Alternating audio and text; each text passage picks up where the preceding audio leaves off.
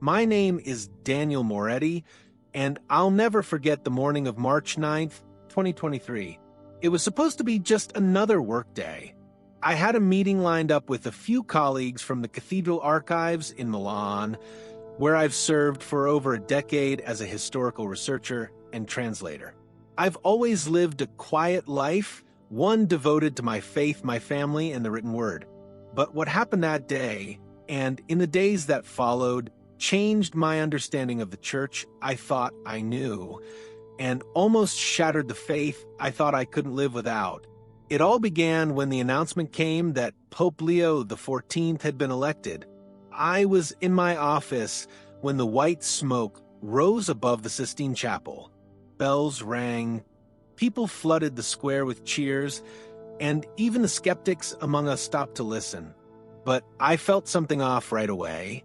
I remember the strange stillness in the archive halls, like the church had just stepped into something it couldn't name, something it wasn't prepared for. My supervisor, Father Aldo, looked over at me with this expression I still can't forget, equal parts awe and unease. A few days later, I was summoned to the Apostolic Palace, not for anything official, but through a quiet connection I had with a Monsignor named Pietro Castellani, a friend from seminary days who worked closely with the curial staff. Pietro never reached out unless something serious was happening.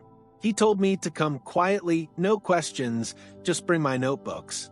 I arrived late in the afternoon, just as the sun was casting long shadows across the palace floors. It was there in a side corridor just off the Room of Tears that I overheard the first whispers that would shake everything I believed to its core. Pietro met me with a look I'd never seen on his face before. He's usually calm, maybe even a little smug, but this time he looked like he hadn't slept in days. He didn't waste time. He pulled me aside and said, "There was a meeting, private but not secret. Cardinal Burke spoke to the Holy Father before he even stepped onto the balcony." I remember how his voice dropped when he added, he told him, "Your Holiness, what you propose is a danger to the faith." I froze. I thought he was exaggerating or repeating gossip, but Pietro was never one to speak out of turn, especially not about something like this. I asked him what that meant. Pietro didn't answer me directly. He just said, "Rome hasn't felt like this in centuries. It's quiet, but not peaceful. It's the kind of quiet before a split." I felt something cold settle in my chest. I've studied the church's history most of my life. I've read about the Reformation, about Avignon, about the tensions that built before Vatican I and Vatican II. But I never imagined I would witness something that felt like the beginning of one of those fractures with my own eyes. Pietro handed me a sealed envelope. Inside were transcripts, journal entries, unofficial letters, fragments of what had been said behind closed doors. He trusted me to document it, not for the news, not for politics, but for the truth. As I read through the materials later that night, I realized this wasn't just a clash of personalities. It was a battle between two entirely different visions of what the church should be. Cardinal Burke, from everything I knew and read, was a man of precision. He lived for order, canon law, tradition. To him, truth was sharp, clean, unmoving. He had spent years resisting what he saw as dangerous modernizations, always with the belief that the church's strength was in its constancy. I understood him. I had agreed with much of what he'd written in the past. I had even admired his courage to speak when others stayed silent. But Pope Leo, he was different. He didn't speak with authority like a commander, but with compassion like a father. His early messages were soft, sometimes frustratingly vague, but they stirred something in people, especially those who had felt left behind. He never challenged doctrine directly, but he spoke about love in ways that made some uncomfortable. He welcomed conversations about women in ministry, about same-sex relationships, about divorce, about suffering in silence. It was as if he wanted to open the windows of the church and let all the questions in, even the ones we were afraid of. And while some of us leaned in closer to hear him, others, like Burke, stood back, warning of the dangers of a church without walls. I stayed up the entire night, reading and rereading those documents. The deeper I went, the more I realized this wasn't just theology, it was personal. For Cardinal Burke, the church wasn't just an institution, it was a sacred inheritance, something you protect with your life. And I think in his mind, Leo was about to take that inheritance and scatter it to the wind. But for Leo, the church wasn't a museum of truth. It was a living, breathing body, wounded but still holy. Where Burke saw mercy without rules as a threat, Leo saw rules without mercy as a cage.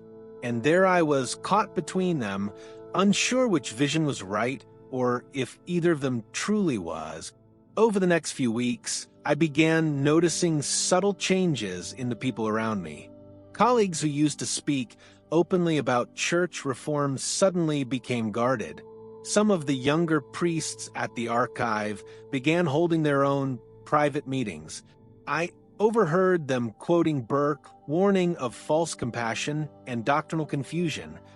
Meanwhile, others started using Pope Leo's language, words like accompaniment, listening, healing. At first, I thought it was just internal disagreement, normal theological tension, but then I saw it spilling out into parishes. Whole communities divided, not by creed, but by tone. People weren't arguing about what the church taught. They were arguing about what it meant to love.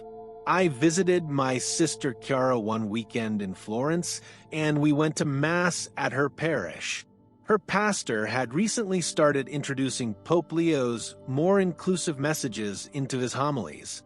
It was subtle, but I noticed it. So did the congregation. After the service, a group of older parishioners gathered outside, murmuring that this wasn't the church they grew up in.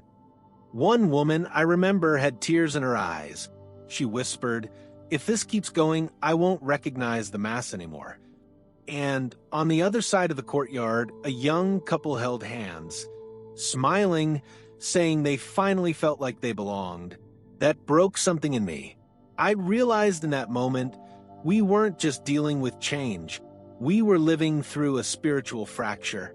A few days later, I received another message from Pietro. "You need to hear this," he wrote. We met in a quiet corner of a monastery garden just outside Rome. He looked tired, but more resolved than ever. "There's talk now," he said, "not of open rebellion, not yet, but some bishops, Burke among them, they're preparing, not to leave the church, but to survive without it." That sentence hit me like a blow to the chest. Survive without it? What did that even mean? Pietro explained, networks were forming, alliances solidifying, not in defiance, but in quiet resistance. They believed Leo was opening doors that should never have been touched, and they were preparing for a church within the church, one that would remain faithful to the truth even if Rome itself changed. I didn't know what to say. I walked home from that meeting in silence, my thoughts louder than any street noise around me. I kept thinking, how did we get here? How did a church built on unity become a place where priests whisper about fracture, where bishops brace for impact? I thought about my father, a man who never questioned the church, who went to Mass every Sunday with his rosary in hand, trusting it would always be the same. I thought about my niece Lucia, who had just started catechism, full of questions about God and grace, and whether her best friend, who had 2 moms, could be baptized. How could I explain to her that the church was now at war with itself? That weekend, I returned to Milan and visited the chapel near my apartment. It's small, barely seats 30, but I'd always gone there when I needed silence. I lit a candle and sat in the back pew. The priest, Father Giulio, gave a homily I'll never forget. He didn't mention Burke or Leo, but he spoke about division, about how Christ called us to unity, not uniformity, and how the church is not a battleground, but a body. He said, "A body divided cannot walk. It limps, it bleeds, and sometimes it collapses." His voice trembled when he said it, and I could see it wasn't just a metaphor to him. It was grief. I felt that grief, too. More and more, I began to see the lines forming. In some parishes, altars were turned back to the east, Latin returned, incense thick in the air.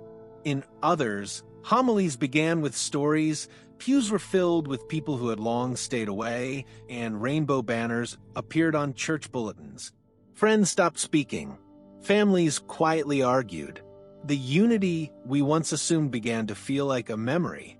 All while Pope Leo remained silent on the controversy, his silence speaking louder than any sermon. His refusal to draw lines made some love him more. It made others fear him more.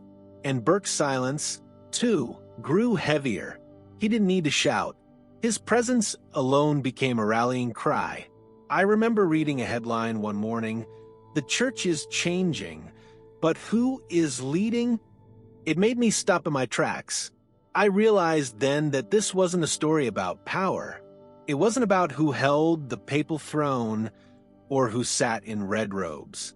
It was about who people trusted to guide them when the sky looked unfamiliar. And, more importantly, it was about who they believed still heard the voice of God. Some heard it in Burke's firm clarity, others in Leo's quiet mercy. And there were people like me, caught somewhere in between, praying for a bridge that could still be built before it was too late. Then something happened that I never expected, something that brought the storm straight to my doorstep. A letter arrived at the archive and signed, sealed in wax. At first, I thought it was another routine donation or manuscript inquiry. But when I opened it, I found a single page, typed, not handwritten, with words that shook me. It said, "They are choosing sides now. You will have to, too." There was no name, no return address, just that.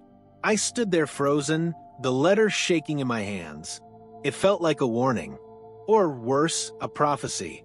I looked around the archive, suddenly aware of how many colleagues had grown quiet lately, how many glances had turned cautious, how many conversations stopped when I walked in a room. Over the next week, 3 priests I had worked with over the years suddenly requested that their archive materials be withdrawn and sealed.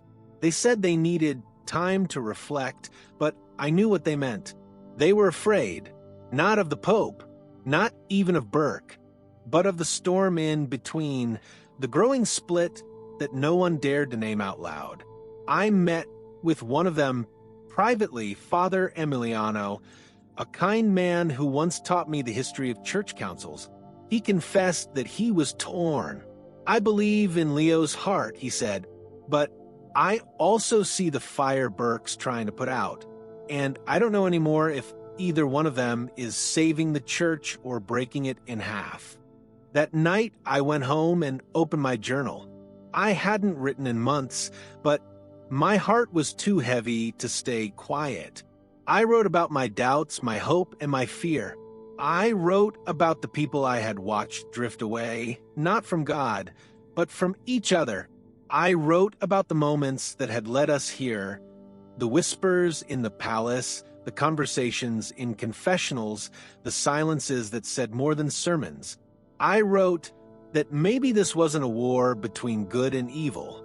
Maybe it was 2 different kinds of love fighting for the same space.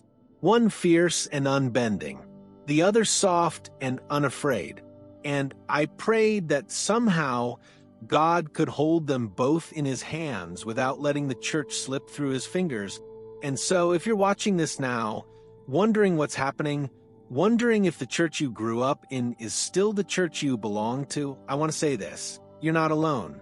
I don't have the answers. I don't know what will happen next.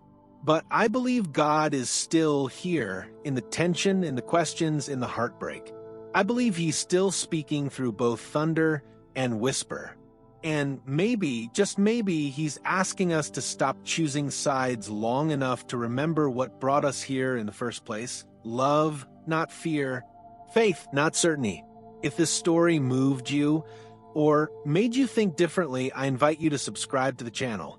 Share this with someone who might need to hear it. And most importantly, stay with us, because the story of the church isn't over yet. Not even close.